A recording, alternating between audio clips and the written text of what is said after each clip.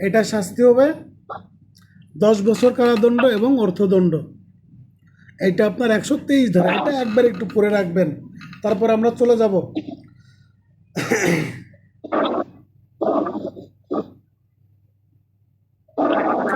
128 ধারাতে চলে যাব।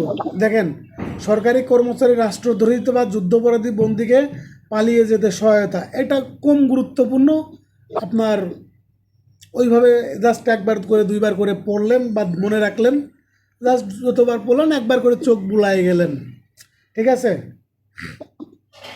এটা শাস্তি যাবজ্জীবন কারাদণ্ড, 10 বছর এবং অর্থদণ্ড, ঠিক আছে। তারপর দেখেন, অবহেলাপূর্বক পালিয়ে যেতে কি করা, সহায়তা করা। এখন দেখেন 129 ধারায় কোনো বন্দীকে যদি অবহেলাপূর্বকভাবে কোনো বন্দীকে যদি পালিয়ে যেতে দেওয়া হয়, সেক্ষেত্রে তার শাস্তি হবে কতদিন, 3 বছর এবং অর্থদণ্ড, ঠিক আছে, 3 বছর এবং অর্থদণ্ড। এখন আমরা পরবর্তী যেটা আছে সেটা আমরা চলে যাব কি, বেআইনি সমাবেশ বা কমন অবজেক্ট। এটা আমরা 141 ধারা থেকে শুরু করব, ঠিক আছে, 141 ধারা থেকে শুরু করব। এখন দেখেন, আমরা এখন পর্যন্ত যেগুলো পড়াইলাম আপনারা বুঝতে পারেন না, এরকমের কেউ আছেন? কোনো ধারা যদি বুঝতে না পারেন আমাকে বলেন।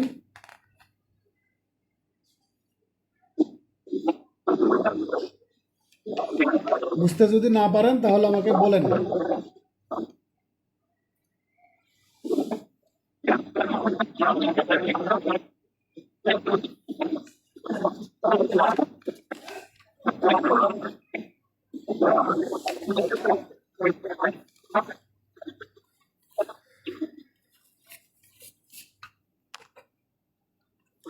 এই যে বেআইনি সমাবেশ আর আপনার বা সাধারণ উদ্দেশ্য আর অভিন্ন অভিপ্রায়, এই দুইটা ধারা একসাথে আমাদের পড়া লাগবে, ঠিক আছে।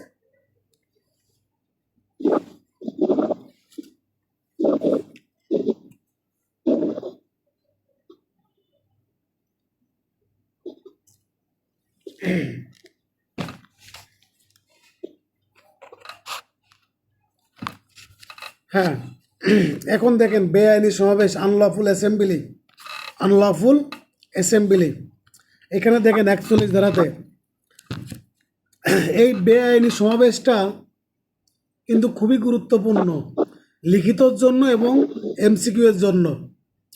প্রত্যেকটা এমসিকিউ পরীক্ষাতে আপনার এখান থেকে একটা বা দুইটা প্রশ্ন আসবে, মানে মিনিমাম একটা প্রশ্ন আসবে। এই 141 থেকে 160 ধারা, এই 141 থেকে 160 ধারার মধ্যে মিনিমাম একটা প্রশ্ন আপনারা পিলিতে পাবেনই, এর মধ্যে কোনো ভুল নাই। সুতরাং এটা আপনাদের আরো অনেক ভালো করে পড়তে হবে। দেখেন, বেআইনি সমাবেশ, 5 বা ততোধিক ব্যক্তি কি করে, 5 বা ততোধিক ব্যক্তির সমাবেশকে বেআইনি সমাবেশ বলে যদি উক্ত সমাবেশের গঠনকারী ব্যক্তিদের সাধারণ উদ্দেশ্য থাকে 5টা। 5 বা ততোধিক ব্যক্তি যদি এক জায়গায় সমাবেশ করে, এই সমাবেশের উদ্দেশ্য যদি কি হয়, 5টা উদ্দেশ্য হয়, তাহলে তারা বেআইনি সমাবেশ করেছে বলে গণ্য হইবে। তাহলে তারা কি করেছে, বেআইনি সমাবেশ করেছে বলে গণ্য হইবে।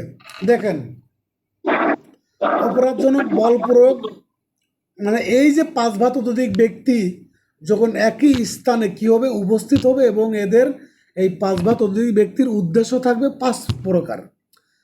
এই 5টা উদ্দেশ্যর যে কোনো একটা উদ্দেশ্য যদি থাকে তাহলে তারা কি হবে, বেআইনি সমাবেশ করেছে বলে গণ্য হবে, আনলফুল অ্যাসেম্বলি করেছে বলে গণ্য হবে, এবং তাদের শাস্তি হবে কতদিন, শাস্তিটা আমরা পড়ে যাচ্ছি।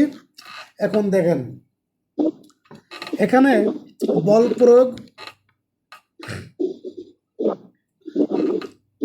অপরাধমূলক বল প্রয়োগের মাধ্যমে কোনো সরকারি কর্মচারীকে কি ভীতি প্রদর্শন করা। তাহলে আমরা এটাকে মূল পয়েন্ট, একটা পয়েন্ট করতে পারি কি, 1 নম্বর পয়েন্ট আসতেছে যে সরকারি কর্মচারীকে ভীতি প্রদর্শন করা। তারপরে দেখেন সরকারি কর্মচারীর কাজে বাধা প্রদান করা। সরকারি যে কাজ আছে এই কাজে যদি কোনো ব্যক্তি বাধা প্রদান করে, সরকারি কোনো কর্মচারীকে কি করা, ভীতি প্রদর্শন করে থাকে। ঠিক আছে। তারপরে দেখেন অপরাধমূলক অনধিকার প্রবেশ। যদি কোনো ব্যক্তি কোথাও কি করে, সরকারি যে প্রপার্টি আছে বা সরকারি যে আপনার প্রতিষ্ঠান আছে বা অন্যান্য কোনো প্রতিষ্ঠান বা যেখানে হোক, মানে বেআইনি উদ্দেশ্যে যদি কোনো ব্যক্তি কি করে প্রবেশ করে, তাহলে কি 3 নম্বর পয়েন্ট আমরা কি পেলাম, অনধিকার প্রবেশ করা এবং ক্ষতি করা। 4 নম্বর দেখেন অন্যায়ভাবে কোনো সম্পত্তি গ্রহণ করা, লাভ করা, মানে অন্যায়ভাবে বেআইনিভাবে কোনো সম্পত্তি কি করা, লাভ করা বা গ্রহণ করা। তারপরে দেখেন সরকারি কর্মচারী যে কাজ করতে বাধ্য সে কাজ থেকে বিরত রাখা এবং উক্ত কাজ করতে বাধ্য নয়, যে কাজ করতে বাধ্য নয় সেই কাজ করতে তাকে বাধ্য করা। তাহলে 5 নম্বরটা আমরা পাইলাম কি, যে কাজ করতে সে বাধ্য সেই কাজটা করতে না দেওয়া, আর যে কাজটা করতে সে বাধ্য সেই কাজটা করতে না দেওয়া, আর যে কাজটা করতে সে বাধ্য না সেই কাজটা করতে তাকে বাধ্য করা।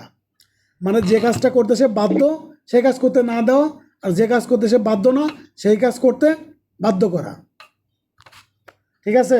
তাহলে আমরা 5 প্রকার পাইলাম কি, সরকারি কর্মচারীকে ভীতি প্রদর্শন করা, সরকারি কাজে কি বাধা প্রদান করা, 3 নম্বরটা হলো যে অনধিকার প্রবেশ করা, 4 নম্বরটা পাইলাম যে সম্পত্তি গ্রহণ করা এবং কি করা, লাভ করা, আর 5 নম্বরটা পাইলাম যে সরকারি কোনো কর্মচারীকে যে কাজ করতে সে বাধ্য সেই কাজ করতে না দেওয়া, আর যে কাজ করতে সে বাধ্য না সেই কাজ করার জন্য বাধ্য করা।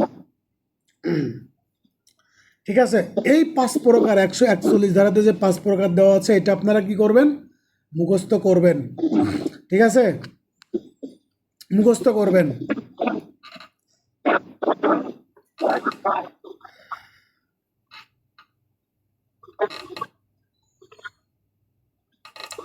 আবার দেখেন কোনো সমাবেশ কি শুরুতেই কি আপনার বেআইনি সমাবেশ হয় নাকি?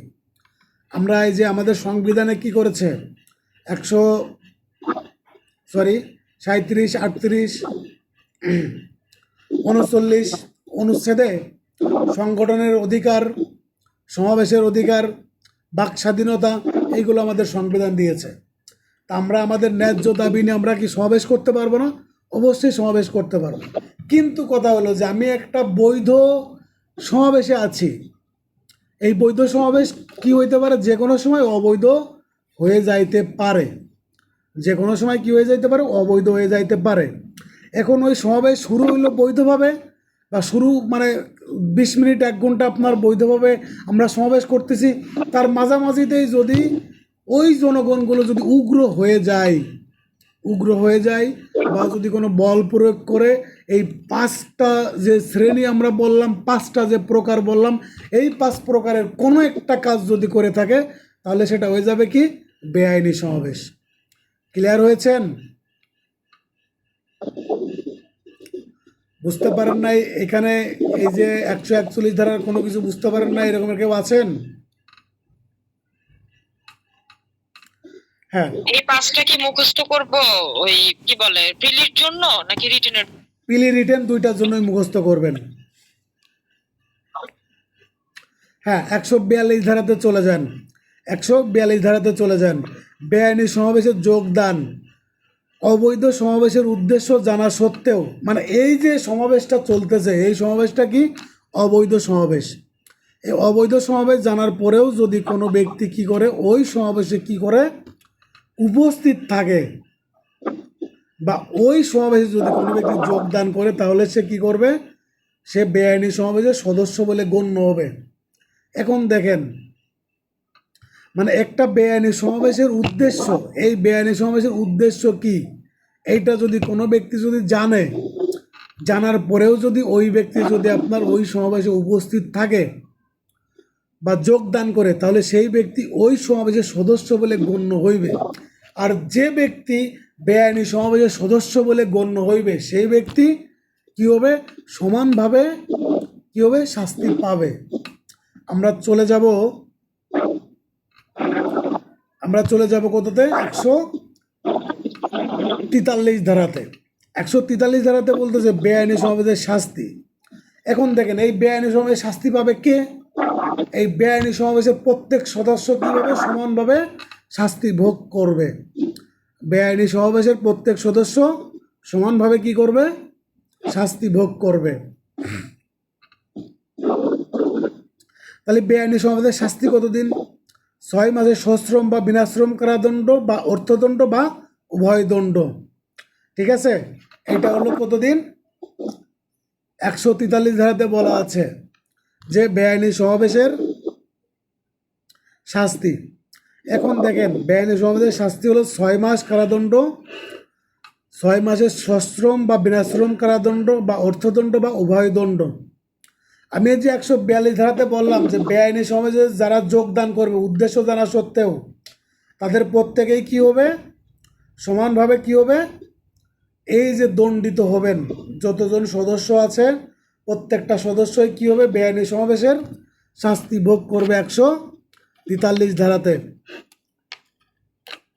তারপরে চলে যান 144 ধারাতে বলতেছে কি? মারাত্মক অস্ত্রসহ অবৈধ সমাবেশের শাস্তি বা বেআইনি সমাবেশের শাস্তি। এখন দেখেন বেআইনি সমাবেশের শাস্তি এখানে 2 বছর সশ্রম বা বিনাশ্রম কারাদণ্ড বা উভয় দণ্ড বা অর্থদণ্ড বা উভয় দণ্ড। এখন দেখেন এইখানে আপনারা আরেকটা ট্যাকটিক আপনাদের শিখাইয়ে দিব। এই বেআইনি সমাবেশের 143 আর 148 ধারা, এই দুইটা ধারার শাস্তি হলো আপনার একটু ডিফারেন্স। বাকি সকল ধারার শাস্তি 2 বছর কারাদণ্ড বা অর্থদণ্ড বা উভয় দণ্ড। ঠিক আছে, তাহলে 143 ধারাতে বলতেছে 6 মাসের সশ্রম বা বিনাশ্রম কারাদণ্ড বা অর্থদণ্ড বা উভয় দণ্ড। আর 148 ধারাতে বলতেছে যে মারাত্মক অস্ত্রসহ দাঙ্গার শাস্তি। দাঙ্গাতে আমরা পরে আসব। এই মারাত্মক অস্ত্রসহ দাঙ্গার শাস্তি 3 বছর বা অর্থদণ্ড বা উভয় দণ্ড। ঠিক আছে, যে কোনো বর্ণনার কারাদণ্ড ওইটাকে আমরা সশ্রম এবং বিনাশ্রম দুইটাই বুঝি। হ্যাঁ, যে এনি ডিসক্রিপশন যদি বলা থাকে তাহলে সেটা যে কোনো বর্ণনার হবে, সেটা সশ্রম বা বিনাশ্রম উভয়ই হবে। ঠিক আছে, তাহলে 144 ধারাতে বলতেছে মারাত্মক অস্ত্র সহ সমাবেশের শাস্তি। এই ক্ষেত্রে 2 বছর সশ্রম বা বিনাশ্রম কারাদণ্ড বা অর্থদণ্ড বা উভয় দণ্ড। 145 ধারাতে বলতেছে অবৈধ সমাবেশের ছত্রভঙ্গের আদেশ অমান্যকরণের শাস্তি। মানে যখন কোনো ব্যক্তি, কতগুলো ব্যক্তি কী করতেছে? বেআইনি সমাবেশ করতেছে। এই বেআইনি সমাবেশ না করার জন্য যখন প্রশাসন থেকে বলা হওয়ার পরেও উক্ত ব্যক্তি যদি কি করে? বেআইনি সমাবেশে যদি যোগদান করে বা ওইখানে অবস্থান করে, তাহলে সেই ব্যক্তির শাস্তি হবে 2 বছর সশ্রম বা বিনাশ্রম কারাদণ্ড বা অর্থদণ্ড বা উভয় দণ্ড। 100 কততে? 145-এ।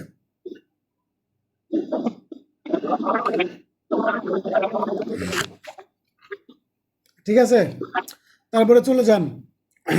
তাহলে আমরা পাইলাম 142, 143 থেকে শাস্তি শুরু। 143-এ বেআইনি সমাবেশের শাস্তি, 144 আপনার মারাত্মক অস্ত্রসহ শাস্তি, মানে মারাত্মক অস্ত্রসহ যদি বেআইনি সমাবেশ করে তাহলে তার শাস্তি।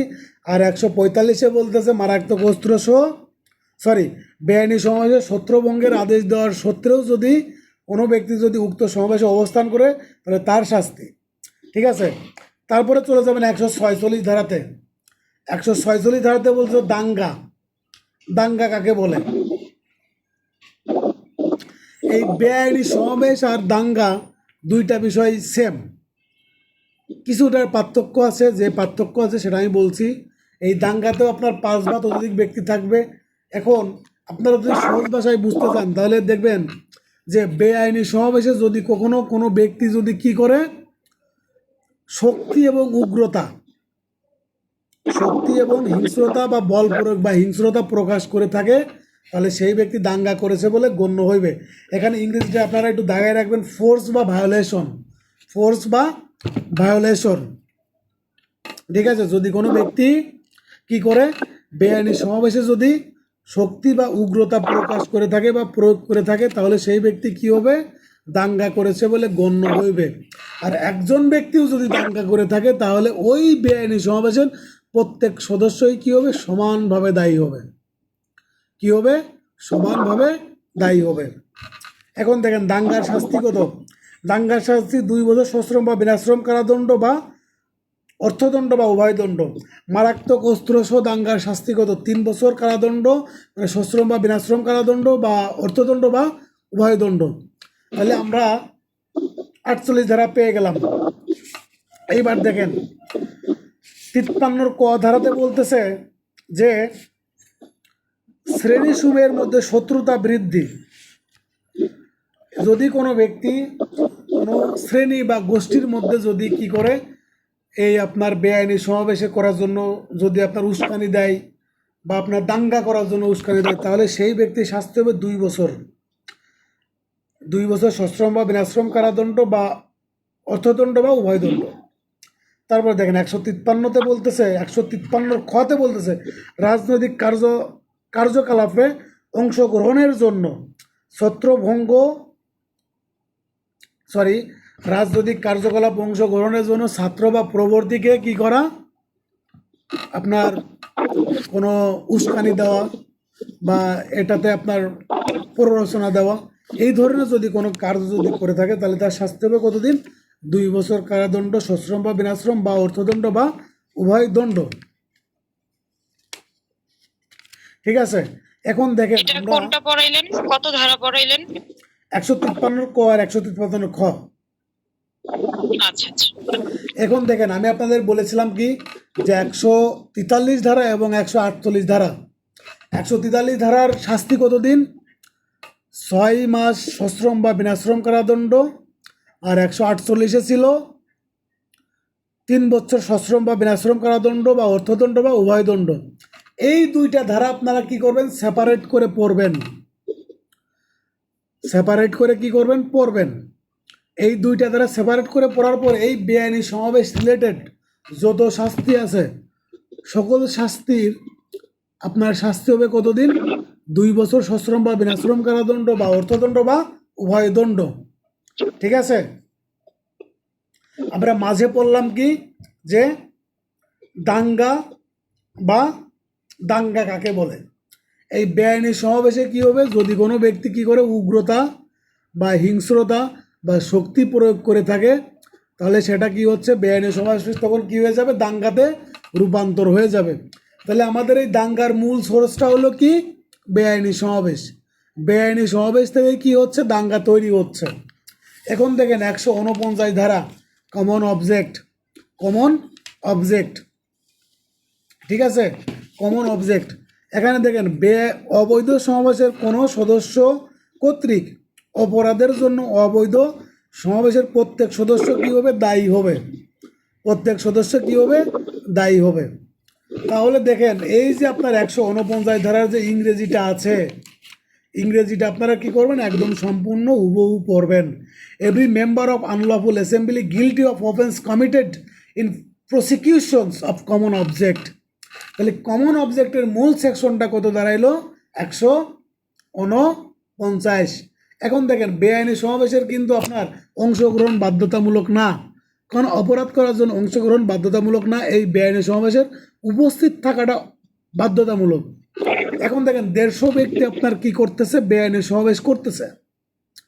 150 ব্যক্তির মধ্যে যদি কোনো একজন ব্যক্তি যদি ধরেন সচিবালয়ের সামনে যে যদি আপনার এই 150 ব্যক্তি আপনার বেআইনি সমাবেশ করতেছে, এই বেআইনি সমাবেশের সময় এই 150 ব্যক্তির মধ্যে যে কোনো একজন ব্যক্তি যদি কি করে, এই সচিবালয়ে যদি ইট মারে, ঠিক আছে, যদি কোনো একজন ব্যক্তি যদি ইট মারে তাহলে এই যে 150 ব্যক্তি আছে প্রত্যেকজন ব্যক্তি কি হবে?